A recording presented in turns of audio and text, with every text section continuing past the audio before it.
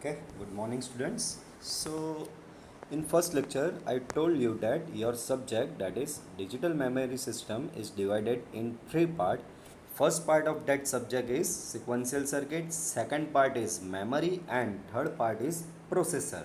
Okay so आपके digital memory system का जो फर्स्ट पार्ट है सिक्वेंशियल सर्किट, वो एक्चुअल में अभी से स्टार्ट हो रहा है। इससे पहले जो था वो उसकी प्री रिक्विजिट थी, यानी कि आप पूरे सब्जेक्ट की प्री रिक्विजिट थी जो आपको उसका नॉलेज होना ज़रूरी है। ओके, तो अभी आपके सब्जेक्ट का पहला पार्ट स्टार्ट करते हैं। उसमें भी आपको एफडी जो आप पढ़ के आए हैं उसका पहले थोड़ा क्विक रिवीजन है। तो एफडी में आप लोगों ने पढ़ा होगा लॉजिक गेट्स, फिर उसके बाद आया होगा आपको डिफरेंट कॉम्बिनेशनल सर्किट, यानी ये लॉजिक गेट का यूज़ करके, यानी कि लॉजिक गेट का यूज़ करके आपने डिफरेंट सर्किट बनाई थी। ओके, लॉजिक गेट यानी and gate, or gate, not gate, nor gate. Okay, ये सारे गेट का यूज़ करके आपने डिफरेंट सर्किट बनाई होगी। अब वो जो सर्किट आप लोग बना के आए हो, just like half adder, full adder, half subtractor, full adder, parity encoder, decoder, multiplexer, demultiplexer, तो ये जो सारी सर्किट जो आपको एफडी में आई थी, ये सारी सर्किट जो है उसे बोलते हैं कॉम्बिनेशनल सर्किट। अब कॉम्बिनेशनल सर्किट में क्या होता है ऐसा, तो कॉम्बिनेशनल सर्किट में क्या होता है, जैसे कि यहाँ पे डायग्राम में दिखाया गया है आपको कि बीच में एक ब्लॉक है। ये जो दिख रहा है आपको, ये आपका एक ब्लॉक है। तो ये जो ब्लॉक है उसके अंदर आप लोगों जो गेट्स पढ़ के आए हो, वो गेट को डिफरेंटली कंबाइन करके एक सर्किट बनाते हैं। ओके, तो वो सर्किट में क्या था, जैसे यहाँ पे आप लोग देख सकते हो, यहाँ पे लेफ्ट हैंड साइड पे देख सकते हो कि ये कुछ ABCN तक कुछ लिखा है, और इसकी राइट हैंड साइड पे आप जैसे देख सकते हो कि A dash, B dash, C dash up to M ऐसा कुछ लिखा है। तो लेफ्ट हैंड साइड में जो मैंने रेड से हाईलाइट किया है, that are n number of input, ABC up to n ऐसा है, यानी टोटल n इनपुट है। राइट हैंड साइड पे A dash, B dash, C dash up to M, यानी कि टोटल M आउटपुट है। सो कॉम्बिनेशनल सर्किट में basically क्या था कि कुछ इनपुट है, कुछ क्या है, इनपुट है, वो इनपुट सर्किट में जाते हैं और उसका आपको प्रेजेंटली आउटपुट मिल जाता है। यानी आपके जो प्रेजेंट आउटपुट है जो यहाँ पे दिख रहा है, आपके जो प्रेजेंट आउटपुट है वो प्रेजेंट आउटपुट आपके प्रेजेंट इनपुट के ही डिपेंड करेंगे। यानी सिंपली आप इनपुट जैसे चेंज करोगे आपका आउटपुट चेंज हो गया, वापस से आप इनपुट चेंज करोगे आउटपुट चेंज हो जाएगा। यानी आपको लाइन क्या याद रखनी है कि the present output of the circuit totally depends on the present input of the circuit. If the present input changes, your present output also changes. Okay, so यहाँ पे भी फर्स्ट पॉइंट में आपको बताया गया होगा the output of the combinational circuit at any instant of the time depends only on the level present at the input terminal। यानी कि आपके प्रेजेंट आउटपुट टोटली आपके प्रेजेंट इनपुट पे ही डिपेंडेंट है। Then the second point, the combinational circuit do not use any memory. यानी कि combinational circuit जब आपने डिज़ाइन की थी तब आप लोग को भी पता है सिंपली और सिंपली गेट्स यूज़ किए थे और सिंपली उसके टर्मिनल यानी कि इनपुट और आउटपुट आपने कनेक्ट कर दिए थे। तो सेकंड पॉइंट आपको ये बता रहा है। थर्ड पॉइंट में क्या बता रहा है, तो थर्ड पॉइंट में लिखा है कि कॉम्बिनेशनल सर्किट को टोटल, जैसे मैंने यहाँ पे बोला, टोटल कितने n नंबर ऑफ इनपुट्स होते हैं और m नंबर ऑफ आउटपुट होते हैं। अब ये नंबर चेंज हो सकते हैं, किसी में 2 इनपुट होंगे, किसी में 2 आउटपुट होंगे, किसी में 3 इनपुट होंगे, 2 आउटपुट होंगे। जैसे कि आप हाफ एडर पढ़ के आए हो, तो हाफ एडर में क्या था, इनपुट 2 ही थे, A एंड B, और उसके आउटपुट क्या थे, आपको हाफ एडर में क्या मिल रहे थे, one output is sum and other output is carry. Same way अगर आप फुल एडर डिज़ाइन कर रहे हो, full adder is also combinational circuit. तो फुल एडर में कितने इनपुट होते हैं, तो फुल एडर में 3 इनपुट होते हैं, A B और तीसरा होता है C यानी कि कैरी। तो फुल एडर में 3 इनपुट है और 3 इनपुट के सामने उसके आउटपुट कितने हैं, so there are 2 outputs, one is sum and another is carry. So full adder का एग्जाम्पल ले तो उसमें भी ऐसा ही है, ABC 3 इनपुट है और 2 आउटपुट है सम और कैरी। तो जैसे ही आप ABC ये जो 3 इनपुट है उसे आप चेंज करोगे तो उसके कॉरस्पॉन्डिंगली आपको आउटपुट में भी तुरंत चेंज देखने को मिलेगा। Okay, so your present output totally depends on the present state of input. The circuit in which your present output depends on present input with this circuit is known as combinational circuit. Okay, clear. वापिस से बता रहा हूँ, the circuit in which the present output only depend on present input, then such kind of circuits are known as a combinational circuit. Okay, next. तो ये जो था combinational circuit वो आप प्रीवियस सेम में ऑलरेडी पढ़ के आए हो. अब मैंने बताया था कि डीएमएस में आपका जो सब्जेक्ट है वो स्टार्ट हो रहा है सीक्वेंशियल सर्किट से, लेकिन सीक्वेंशियल सर्किट में वापस से गेट तो यूज़ होते ही है. जैसे कॉम्बिनेशनल सर्किट में मैंने बताया था कि कॉम्बिनेशनल सर्किट में क्या यूज़ होगा कि गेट्स यूज़ होंगे. ओके, और गेट्स के टर्मिनल यानी कि इनपुट और आउटपुट एक दूसरे से कनेक्ट होकर डिफरेंट सर्किट के वर्जन बनाए जाते हैं. सीक्वेंशियल सर्किट में भी वैसा ही है. सर्किट बनाने के लिए गेट ही यूज़ करेंगे, लेकिन इसमें कुछ ऐसा नया एलिमेंट्स यहाँ पे है जिसकी वजह से उसका नाम भी अलग है, उसकी फंक्शनैलिटी भी उससे अलग है. तो देखते हैं सीक्वेंशियल सर्किट में क्या है. वापस से मैं रिवाइज करवा रहा हूँ कि इससे पहले हमने पढ़ी थी वो है कॉम्बिनेशनल सर्किट. कॉम्बिनेशनल सर्किट में क्या होता है, कॉम्बिनेशनल सर्किट में ऐसा होता है कि उसमें प्रेजेंट जो आउटपुट है that totally depends on the present input. If your present input changes your present output also changes. तो that kind of circuit is known as a combinational circuit. But now in case of sequential circuit, जैसे कि यहाँ पे देखो पहले ही point में दिखाया गया है, पहले ही पॉइंट में क्या लिखा है, the sequential switching circuits R circuit whose output level at any instant of the time depends on the level present at the inputs at the time and on the state of the circuit. यानी इसको अभी मैं थोड़ा और simplify form में बताऊं. Combinational में क्या था, present output depends only on present input, but in case of sequential circuit your present output depends on present input as well as your past input and also present output. Okay, तो sequential circuit में ऐसा नहीं है कि आपका जो present output है वो टोटली प्रेजेंट इनपुट पे ही डिपेंडेंट होगा. आपका जो प्रेजेंट आउटपुट है वो प्रेजेंट इनपुट पे तो डिपेंडेंट है, उसके अलावा आपके पास्ट आउटपुट से, पास्ट इनपुट से, और सीक्वेंस आपके इनपुट की जो सीक्वेंस है, आप जो जिस सीक्वेंस में इनपुट दे रहे हो उसके ऊपर भी डिपेंडेंट है.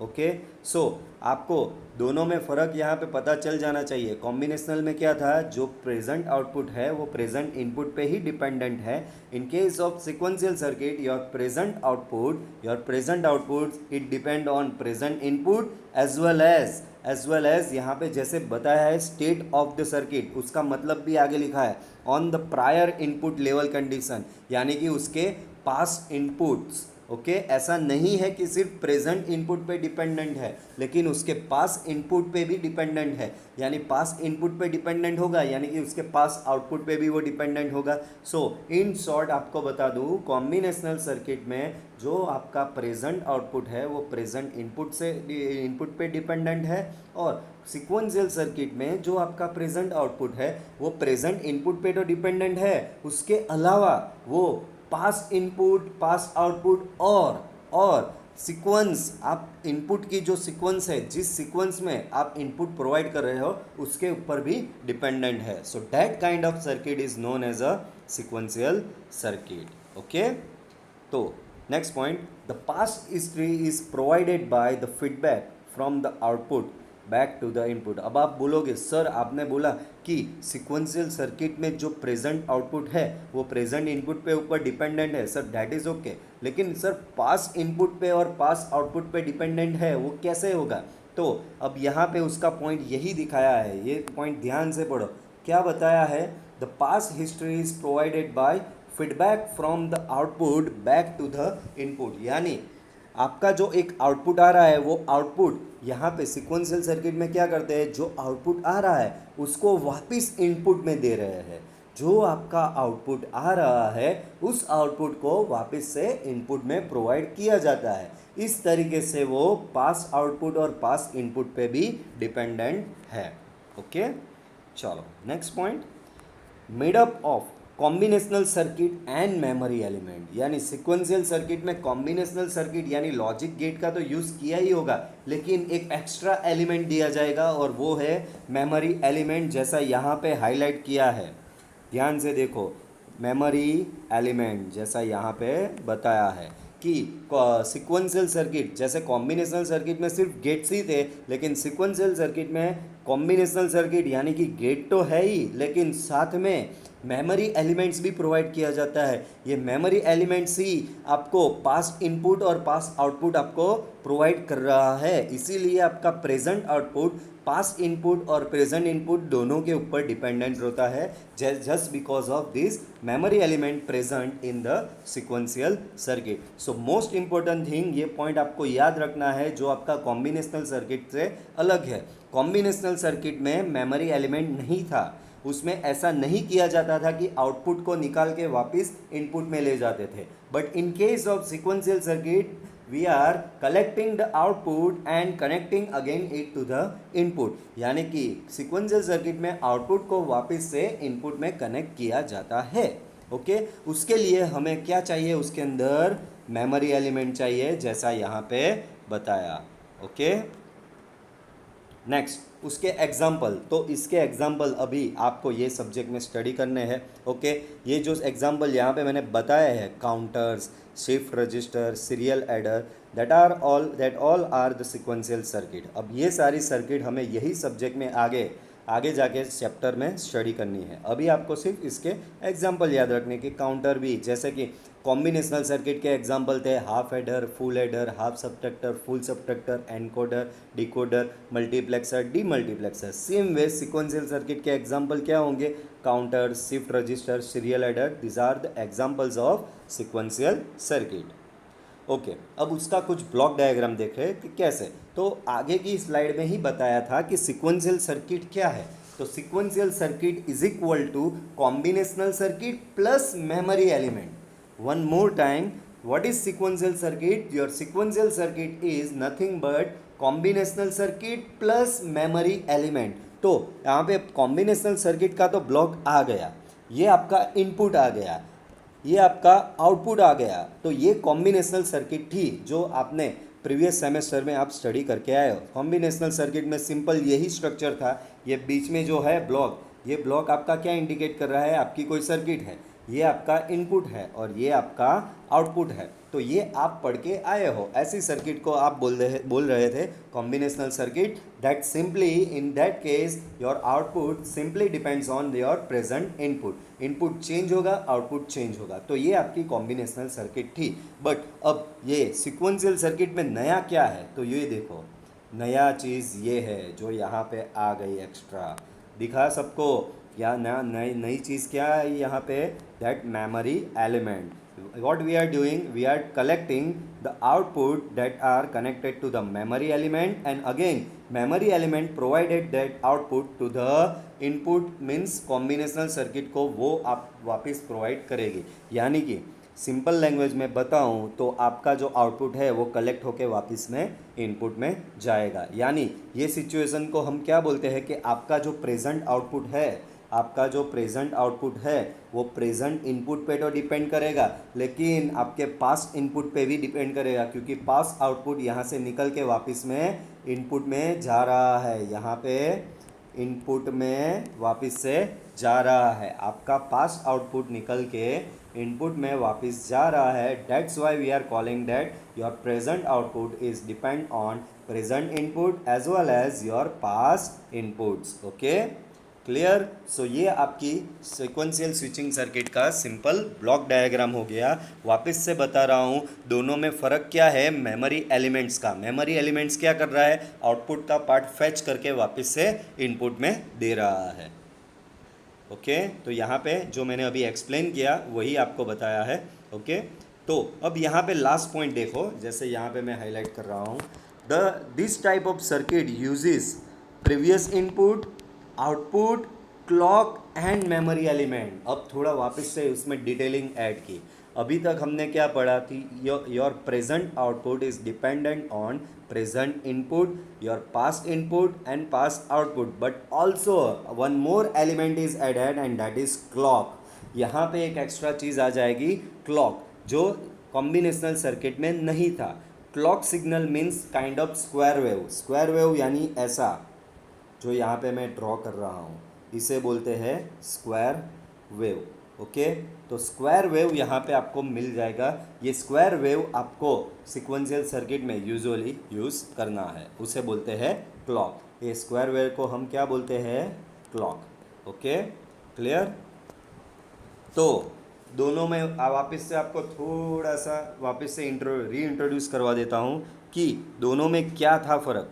तो दोनों में कॉम्बिनेशनल सर्किट में क्या था, your present output totally dependent on present input, but in case of sequential circuit your present output dependent on present input as well as past output and past input. Okay, दूसरा point, आपकी sequential circuit में memory element use होता है, लेकिन combinational circuit में memory element use नहीं होता। ये मेमोरी एलिमेंट क्या कर रहा है, तो आपके पास आउटपुट को याद रख रहा है। मेमोरी क्या करती है, स्टोर करती है। तो ये आपके पास आउटपुट को स्टोर करके रखेगा और उसको वापस से इनपुट में प्रोवाइड करेगा। और दूसरी चीज़, ये sequential circuit clock signal use करती है, combinational circuit clock signal use नहीं करती। ओके, कॉम्बिनेशनल सर्किट के example half adder, full adder, half subtractor, full subtractor. In case of sequential circuit, shift register, counters, okay, etc. are the example of sequential circuit. Okay, अब दोनों का comparison most important. तो अभी तक मैंने जो पढ़ाया वही पॉइंट रिपीटेडली वहाँ यहाँ पे आएंगे। तो सिक्वेंशियल सर्किट और कॉम्बिनेशनल सर्किट आपको दिख रहा होगा स्क्रीन पे। ओके, चलो पहला पॉइंट, तो पहला पॉइंट देखते हैं उसका, sequential circuit. So in sequential circuit, the output variable at any instant of the time dependent on the present input variable and on the present state, that is on the past history of the system. ये जो यहाँ पे बताया गया है, ये combinedly statement यहाँ पे बताया गया है। जस्ट अ मिनट, ये जो आपका डेट आई ई करके जो यहाँ पे बताया गया है, ये on the past history of the system. ये past history of the system का मतलब क्या, past input and past output, it is called as a past history of the system. Okay, वापस से बता रहा हूँ, in case of sequential circuit your present output is dependent on your present input and your present state. Okay, और present state का मतलब आपकी past history of the system, और past history of the system का मतलब your past input and past output. Okay, but in case of combinational circuit the output variable at any instant of the time dependent only on the present input variable। जैसा कि मैंने बताया था, in combinational circuit your present output totally depend on your present input। The next, memory element is present in case of sequential circuit. जैसा हमने block diagram में भी देखा था कि आपकी सिक्वेंशियल जो सर्किट है उसमें मेमोरी एलिमेंट आपको मिलेगा। ये मेमोरी एलिमेंट क्या करेगा, आपकी पास्ट हिस्ट्री का मतलब वापस बता रहा हूँ आपको, past history means your past input and past output. तो ये मेमोरी एलिमेंट वो याद रखेगा और उसको वापस से इनपुट में देगा। Okay, but in case of combinational circuit no memory element kind of thing in combinational circuit। combinational circuit में there is nothing like memory unit। memory unit जैसा कुछ होता ही नहीं था, सिंपली लॉजिक गेट्स है, उसके इनपुट है और उसके आउटपुट है। Then in case of sequential circuit are slower than combinational circuit, but obvious sequential circuit में combinational circuit तो है ही, कॉम्बिनेशनल सर्किट तो है ही, लेकिन साथ में एक मेमोरी एलिमेंट भी है, तो एक्स्ट्रा कुछ सर्किट रही उसके साथ कनेक्टेड है। दैट्स वाई उसकी स्पीड आपको कॉम्बिनेशनल सर्किट से कम मिलेगी। और कॉम्बिनेशनल सर्किट में सिंपली कॉम्बिनेशनल सर्किट यानी लॉजिक गेट ही है, तो ये लॉजिक गेट है, उसकी वजह से उसकी जो स्पीड है वो ज़्यादा है। Then sequential circuit are comparatively harder to design, but obvious उसमें मेमोरी एलिमेंट है, उसमें आपको पास हिस्ट्री भी याद रखनी है, यानी पास इनपुट क्या था, पास आउटपुट क्या था, वो सब आपको याद रखना है। डेट्स वाई सिक्वेंशियल सर्किट जो है वो आपको हार्ड है डिज़ाइन करने के लिए, एंड कॉम्बिनेशनल सर्किट जो है वो पूरी ईजी है, आराम से आप डिज़ाइन उसको कर सकते हैं। ओके, चलो अब ये जो थियरी है जो यहाँ पे आई थी, just a minute, synchronous sequential circuit and asynchronous sequential circuit. तो ये जो कंपैरिजन है वो थोड़ी आपको सीक्वेंशियल सर्किट जो आगे आ रही है वो आपको मैं थोड़ी पढ़ाऊंगा, उसके बाद इसका कंपैरिजन आपको वापस से पढ़ाऊंगा। वहाँ पे भी वापस से ये कंपैरिजन आएगा ही, क्योंकि आप वो थोड़ी सीक्वेंशियल सर्किट के एग्जांपल स्टडी करो, उसके बाद आपको पता चलेगा कि सिंक्रोनस सीक्वेंशियल सर्किट क्या है और एसिंक्रोनस सीक्वेंशियल सर्किट क्या है। चलो, तो the most basic sequential circuit that is flip flop. क्या नाम है उसका? Flip flop. ओके, तो फ्लिप फ्लॉप क्या है? What is flip flop? जैसे यहाँ पे दिखाया गया है पहले पॉइंट में, what is flip flop. Okay, so उसका आंसर क्या है? In digital circuit the flip flop is kind of bistable multi vibrator. Bistable का मतलब होता है कि उसकी बाइस्टेबल का मतलब होता है कि उसके दो स्टेबल स्टेट है। ओके, बाइस्टेबल मल्टी वाइब्रेटर का मतलब क्या होता है कि उसके दो स्टेबल आउटपुट स्टेट है। फ्लिप फ्लॉप एक ऐसी सर्किट है that has two stable output state, और दो आउटपुट स्टेट उसके स्टेबल जो है वो क्या है? एक ज़ीरो है और दूसरा वन है। सिंपल। सो वापस से बता रहा हूँ, what is flip flop. So in digital circuit flip flop is kind of bistable multi vibrator. Bistable multi vibrator का मतलब जिसके दो स्टेबल आउटपुट आपको मिलते हैं। ओके, सो दूसरा पॉइंट देखो, यहाँ पे दिखाया गया है in sequential circuit an electronic circuit which has two stable state and thereby capable of serving one bit of memory, that is bits 1 and bit 0। तो फ्लिप फ्लॉप का ही ये आंसर है। फ्लिप फ्लॉप क्या है? तो वो बाइस्टेबल मल्टी वाइब्रेटर है। Bistable multi vibrator का मतलब क्या? उसके दो स्टेबल स्टेट है, one is logic 0 and one is logic 1। सो वो ये जो फ्लिप फ्लॉप सर्किट है वो वन बिट मेमोरी सेल की तरह से काम करेगी, यानी आप एक बिट की इंफॉर्मेशन स्टोर कर सकते हो। अब ये इन्फॉर्मेशन के बारे में कुछ बता दूँ आपको कि 8 बीट होते हैं उसे 1 बाइट बोलते हैं। और ये बाइट और बीट आपको कंप्यूटर आपने पढ़ा होगा, उसमें आया होगा कि 4 बीट होते हैं तो उसे एक निबल बोलते हैं, 8 बीट होते हैं तो उसे 1 बाइट बोलते हैं, 1024 बाइट होता है तो उसे बोलते हैं 1 किलो बाइट। तो उसी तरह ये मेमोरी आपकी आगे बढ़ती जाएगी। फिर 1024 किलो बाइट होती है तो वो उसको बोलते हैं 1 मेगाबाइट। ओके, 1024 मेगाबाइट होती है तो उसे बोलते हैं 1 जीबी, 1 गीगाबाइट, जो आप अभी कंप्यूटर में या पेन ड्राइव में यूज़ कर रहे हो। तो ये मेमोरी आप बहुत हाई लेवल पे यूज़ कर रहे हो। तो सबसे मेमोरी के लोअर लेवल पे पहला जीबी है, जीबी के नीचे एमबी है, एमबी के नीचे केबी है, केबी के नीचे बाइट है और बाइट के नीचे बीट है, यानी कि सिंगल 1 बीट है। तो सिंगल 1 बिट क्या होता है? या तो 0 होता है या तो 1 होता है। तो ये जो फ्लिप फ्लॉप है वो क्या करेगा? आपको as a single bit storage आपका वर्क करेगा, यानी आप उसके अंदर सिंगल बिट स्टोर कर सकते हो, आइदर 0 और 1। ओके, यहाँ पे उसका ब्लॉक डायग्राम भी दिखाया गया है। तो ये देखो, स्क्वायर जो ब्लॉक है वो मान लेते हैं फ्लिप फ्लॉप की सर्किट है। ओके, फ्लिप फ्लॉप की सर्किट क्या है वो आगे आने ही वाली है, लेकिन यहाँ पे सिंपली ब्लॉक डायग्राम उसका समझते हैं। तो ये जो ब्लॉक है वो ब्लॉक क्या है? फ्लिप फ्लॉप की सर्किट। तो यहाँ पे देखो, उसके कुछ इनपुट्स होते हैं और उसके दो आउटपुट होते हैं कंपलसरी। ओके, फ्लिप फ्लॉप के केस में क्या होगा? उसके कंपलसरी दो आउटपुट हो गए, बीच में ये जो है इनपुट है। ओके, उसके कुछ बीच में जो है वो सर्किट है, फिर उसके कुछ इनपुट्स होंगे, जैसे यहाँ पे दिखाया है कुछ इनपुट्स होंगे, और कंपलसरी उसके कितने आउटपुट होंगे? उसके दो आउटपुट होंगे compulsory, one is Q and another is Q bar. अब क्यू और क्यू बार आपको पता है, ए आपका ए और ए बार आया होगा, बी और बी बार आएगा आपका एफ डी में। ओके, अगर क्यू एंड क्यू बार का मतलब क्या? अगर क्यू 0 है तो क्यू बार आपका 1 होगा, क्योंकि उसका कॉम्प्लीमेंट ही है। क्यू बार का मतलब क्या? क्यू का कॉम्प्लीमेंट। तो क्यू अगर आपका 1 है तो क्यू बार क्या होगा? आपका 0। और अगर क्यू आपका 0 है तो क्यू बार आपका क्या हो जाएगा? 1 हो जाएगा। तो फ्लिप फ्लॉप के केस में ऐसे ही दो आउटपुट आपको होते हैं, जैसे यहाँ पे दिखाया है। ये दो आउटपुट होते हैं, one is Q always and another is always Q bar. तो क्यू को बोलते हैं नॉर्मल आउटपुट और क्यू बार को बोलते हैं इन्वर्टेड आउटपुट। क्यू को क्या बोलते हैं? नॉर्मल आउटपुट, और क्यू बार को बोलते हैं इन्वर्टेड आउटपुट। ओके, अब नीचे पॉइंट जो दी है वो ध्यान से पढ़ो वापस से। तो ऑलरेडी जो मैंने अभी पढ़ाया आप लोग को वही है, वही का वही आएगा।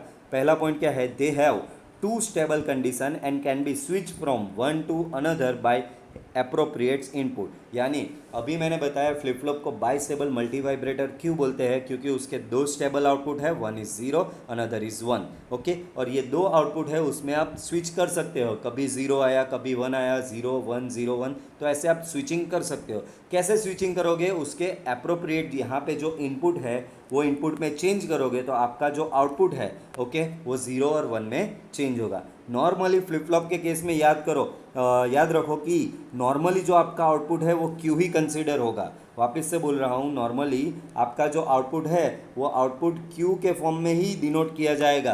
क्यू बार तो उसका कॉम्प्लीमेंटेड है, याद रखने की ज़रूरत ही। तो अभी ऐसा सोचो कि वो है ही नहीं, क्यू बार जो है वो आपका है ही नहीं, फ्लिप फ्लॉप में आउटपुट आपका क्यू है। तो ये क्यू आउटपुट आइदर जीरो और वन, ये दोनों में से कुछ भी हो सकता है। उसको जीरो में से वन, वन में से जीरो स्विच कर सकते हैं। कैसे स्विच करोगे, तो यहाँ पे ये जो इनपुट है उसमें चेंज करके, यहाँ पे इनपुट चेंज करोगे, यहाँ पे आपका आउटपुट स्विच होगा। Okay, clear.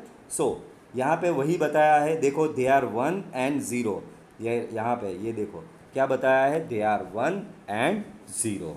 ओके, चलो नेक्स्ट पॉइंट देखो, whenever we refer to the state of the flip flop we refer to the state of the normal output. जैसा मैंने अभी बताया, आप क्यू बार तो भूल ही जाओ, मोस्टली उसका कौन सा आउटपुट कंसीडर होगा, मोस्टली उसका क्यू आउटपुट कंसीडर होगा। कौन सा आउटपुट कंसीडर होगा, क्यू आउटपुट ही यहाँ पे कंसीडर होगा। Most of the case flip flop का क्यू आउटपुट कंसीडर होगा। Okay, clear. चलो next last point, complicated flip flop use the clock as a control input. देखो फ्लिप फ्लॉप भी दो प्रकार के आएंगे आपको। एक फ्लिप फ्लॉप ऐसा आएगा जिसमें क्लॉक यूज़ होगा, एक फ्लिप फ्लॉप ऐसा आएगा जिसमें क्या होगा, क्लॉक यूज़ होगा। क्लॉक मैंने आप लोग को पढ़ाया था कि क्लॉक कैसी होती है। क्लॉक यानी ऐसा इस तरीके का स्क्वायर वेव ही। ओके, क्लॉक यानी सिंपली स्क्वायर वेव। ओके, तो कुछ फ्लिप फ्लॉप होगी जो क्लॉक यूज़ करेंगे, कुछ फ्लिप फ्लॉप होंगे जो क्लॉक यूज़ नहीं करेंगे। तो नेक्स्ट स्लाइड में अब वही बताया है, लैच। लैच यानी latch is use for a certain flip flop which are non clock. यानी लैच का मतलब सिंपल लैंग्वेज में याद रखो कि ऐसा फ्लिप फ्लॉप जिसमें क्लॉक यूज़ नहीं किया जाता।